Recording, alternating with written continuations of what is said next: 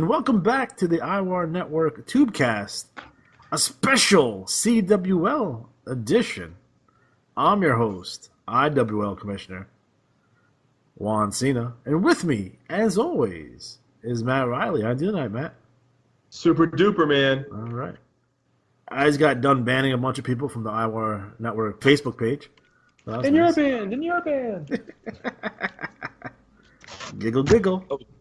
So recently, we have a brand new interim commissioner, co-commissioner. I consider him co-commissioner. Co-commissioner. That's what I'm saying. Michael Swanson Jr. take over the CWL, maintaining the CWL when Andy is on hiatus. He is with us on the line. Michael, how you doing?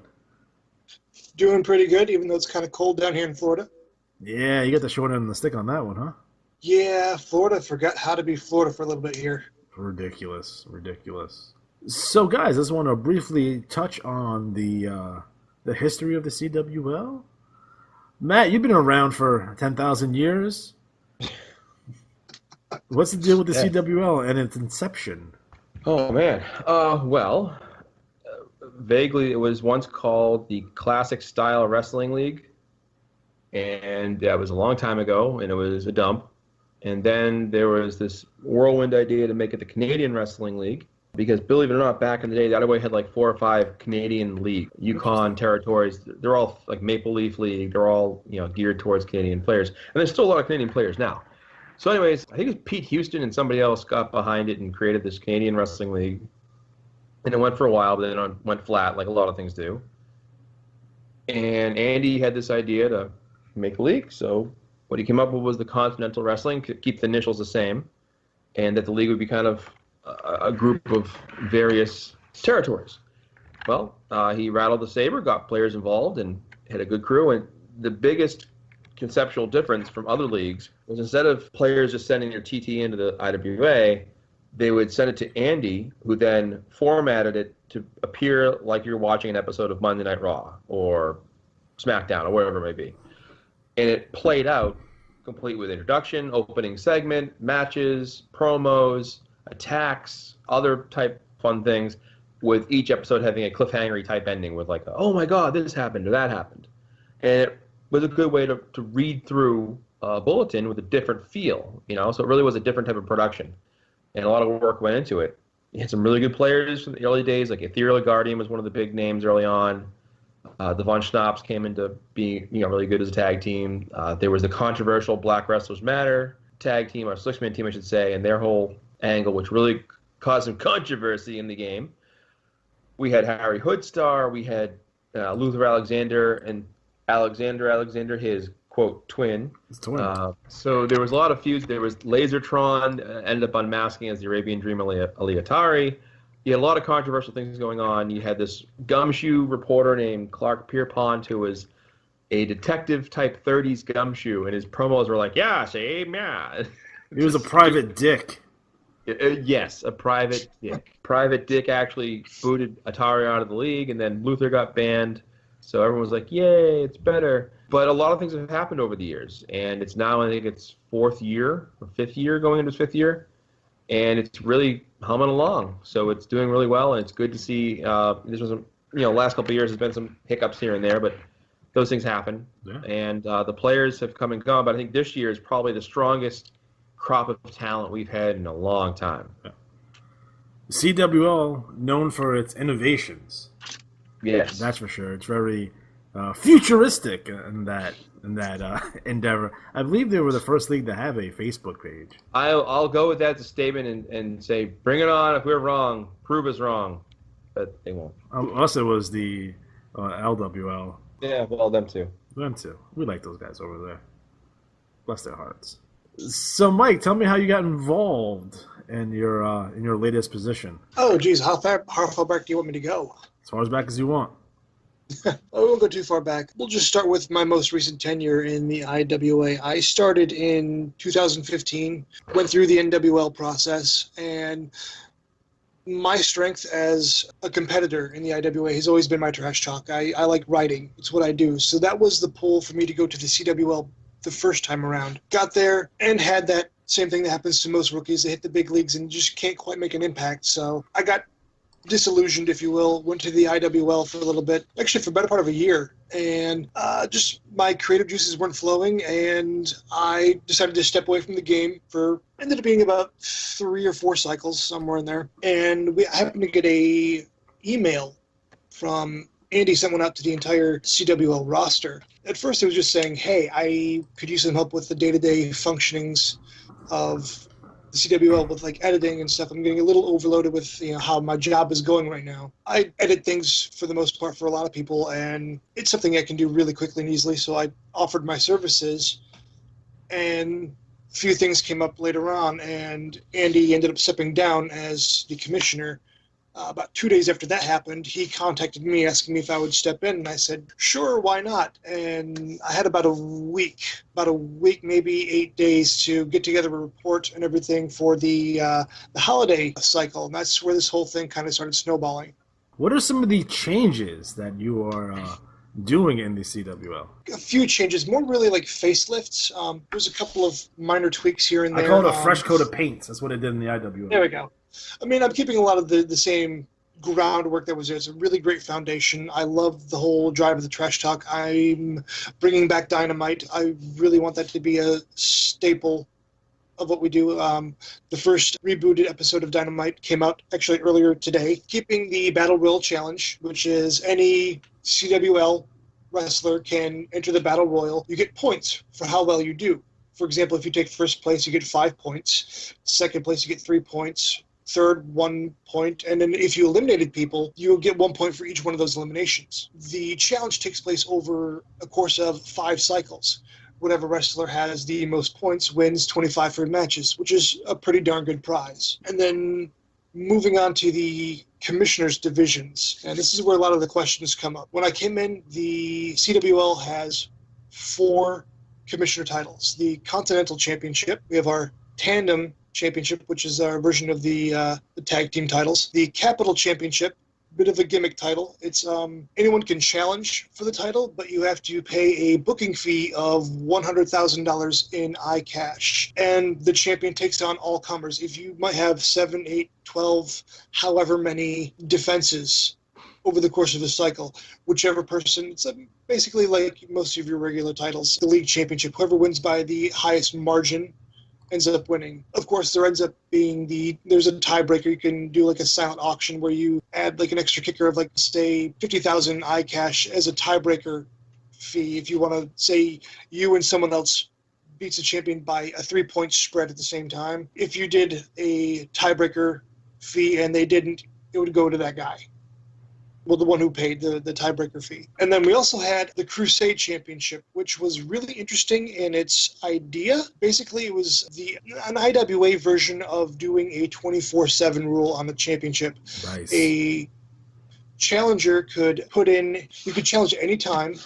You have to put in a strategy before the drop of any federation. So, for example, if you wanted to wait until bronze dropped, you could put one in there, and the champion has to put in a strategy for each federation as well to defend their championship. Challenges were determined by how well you did in the Battle Royal as well. As much as I really like this one, this was one of the first things I wanted to change, because me being new to the whole commissioner post, it was a lot of work to track things every single week. So I decided to retire the Crusade Championship for the time being. We might revisit that again later down the line. I'm not sure. And then had the idea, since the IWAR has a World 6-Man Tag Team Championship, we don't really have much of a way of coming up with contenders for that title. It's like, oh, these guys did really good for a couple cycles in this one. We don't have any 6-man commission titles, so I came up with the idea of doing a commissioner 6-man championship. It'll be its own division, run the same way as the other 3. We kicked about various ideas. I think we settled on the Trinity Championship for this one, and talked to Matt, and we're putting in a tournament for this. The winner of that tournament will get a shot at the IWAR World 6-Man Championship. Yay. All right. Yay. All right, man. I dig that. That sounds pretty good. What does the future hold for the CWL? Right now it's looking pretty bright. With the influx of talent we've gotten in from the IWAR draft, our Continental division went from being like around 8 to 10 guys up to 19, like 18 or 19 characters in that division alone. I've got 12 tandem teams. I've got 7 Trinity teams. So that I'm hoping for a lot of back and forth. I want a lot of rivalries. I am huge on trash talk. Send me your trash talk. I will get it in. I will do my best. My ultimate goal is to attain what we did when I first was in the CWL back in 2016. The pay-per-view Wrestle Frenzy 2 came out, and there was so many matches on this particular card that at first the decision was made to, okay, instead of it being just a one-day thing, doing it like as you would Dynamite, just releasing it all on one day, we're going to do it 2 days. Nice. But it was still a really big thing. So they ended up spreading it out over the course of the week. They made this whole thing a week-long event. So each day, a new bit of the event was posted. And you could actually weave stories in and out in real time. For example, we use Mike Mason for an example. He was under contract, basically subservient to Clark Pierpont. Clark Pierpont had control of his contract. Pierpont had a rivalry going on with the Masters of Disaster, the Dragon Master, Great White Dragon, and Furious Dragon. We set the whole thing up for just a handicap match, ended up being Mike Mason and Clark Pierpont versus those three. That was taking place like the 4th or 5th day. The first day, they did a write-up where Mason gets hit by a car. No one knows who it is. You don't find out until later. Oh, it was Great White Dragon, so he's out of that match. So now this is a tag team match. That caused Mason to lose his chance at the Capital Championship because he had the injured leg, and it was a lot of fun just seeing these stories play out. We had the Barry Stevens at the Patriotic Punch-Out Machine, which is a fun piece to write. It really sparked a lot of creativity with people, being able to weave these stories almost in real time. It was a lot of fun. That's what I would love to get to. If we can get a one time a year thing to get that big, that's my goal. I know Luther Alexander's in there, and I think he's going to take the role as the heater, trying to get underneath everyone's skin and see if I can outdo Barry Stevens in that regard.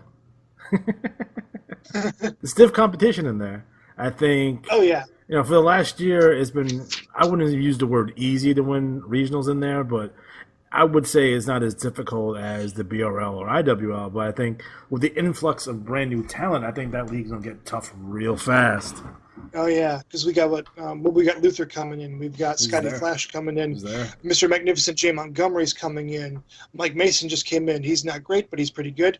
We've got Dixon Ticonderoga is already doing really well for himself. Von Schnap's going to come in and dominate again. I know it. It's going to make me my sick. Tag team.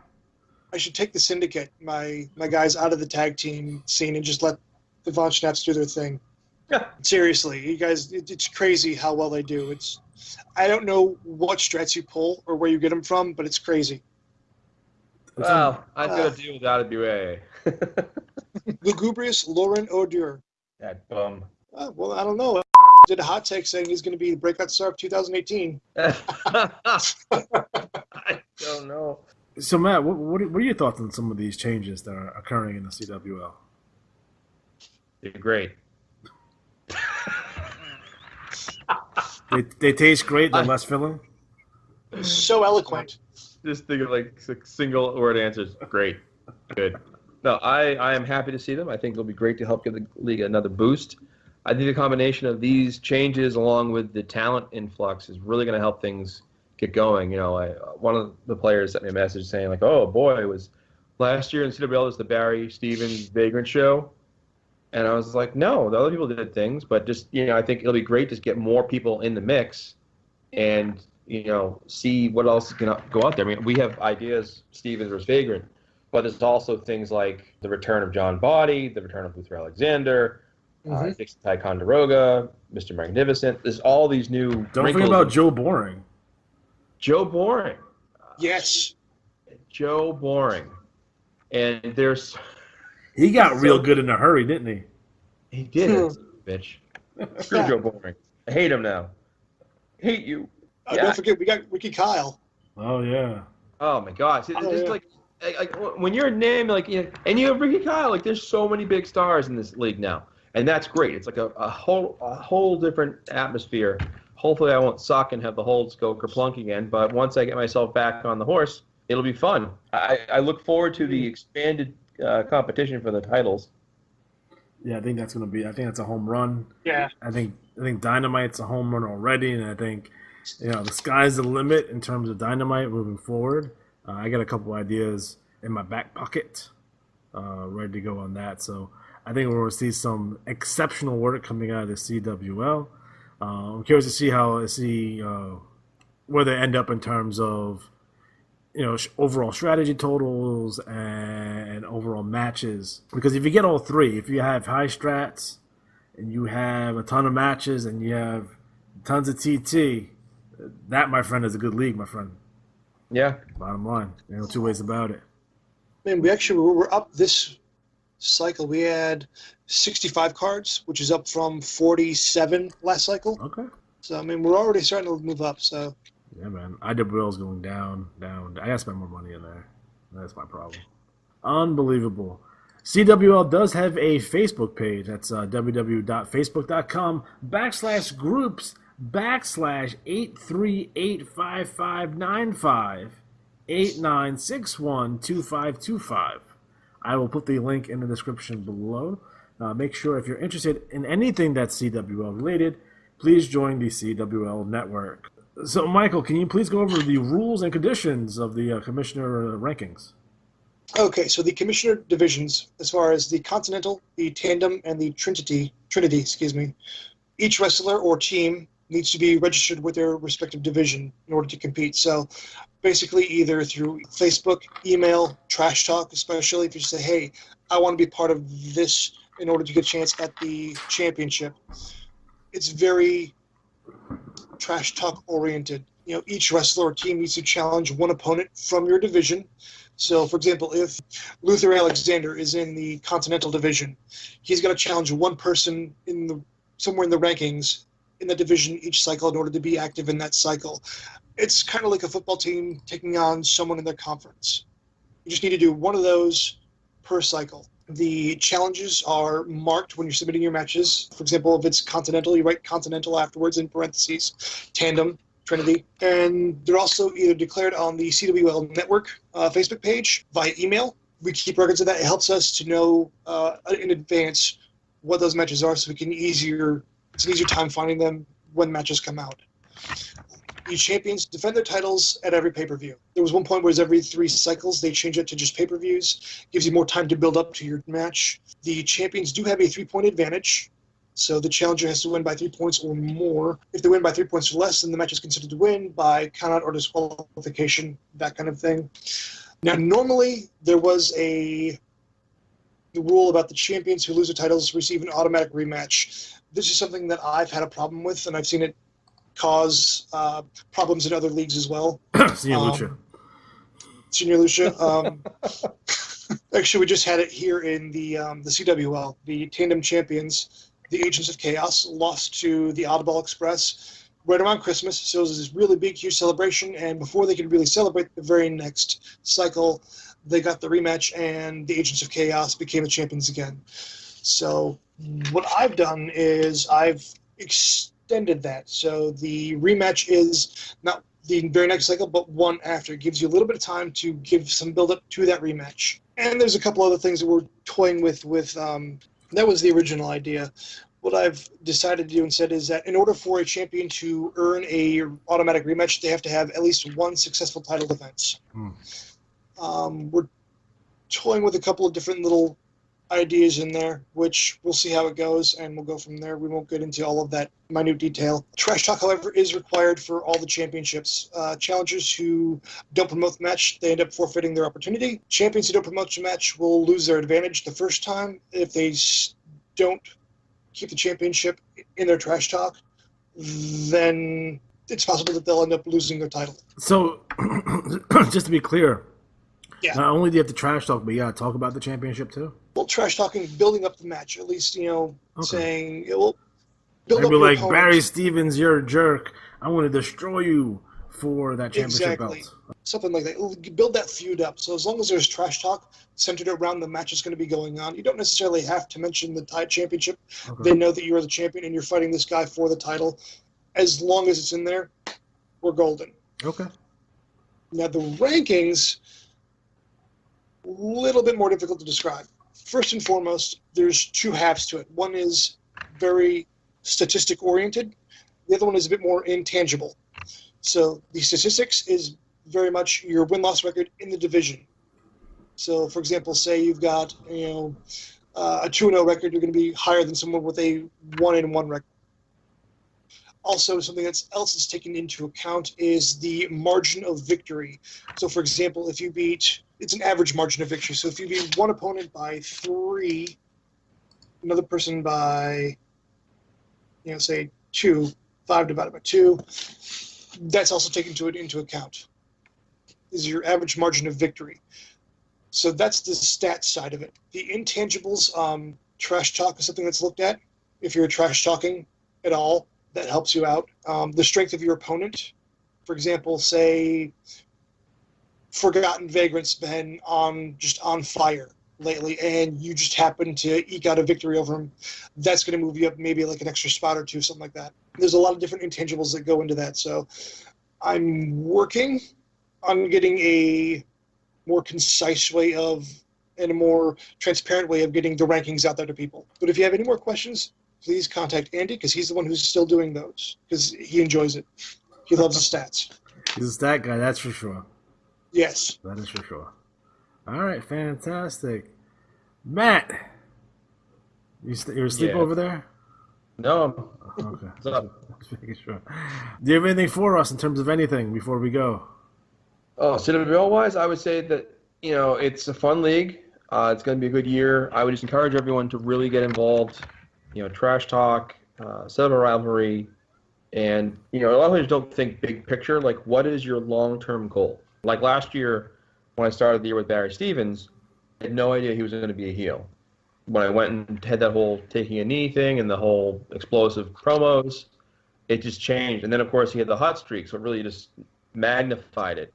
And I was talking to a player earlier that won a title in one of the leagues, and we were saying how it's kind of cool that, when your trash talk's picked up, so is your in-ring success, so to speak. So I would say, have fun with it, trash talk, pick a good feud, and think of 2 or 3 feuds for the year. You don't want to spend the whole entire year in one feud unless you can really make it work. But what changes you want for your wrestlers? What are their goals? So guys, keep that in mind as you move forward. I think CWL might be the place to be in 2018. It's very possible. All right, guys, so we are officially out of time. So for Matt Riley and Michael Swanson Jr., I'm Juan Cena.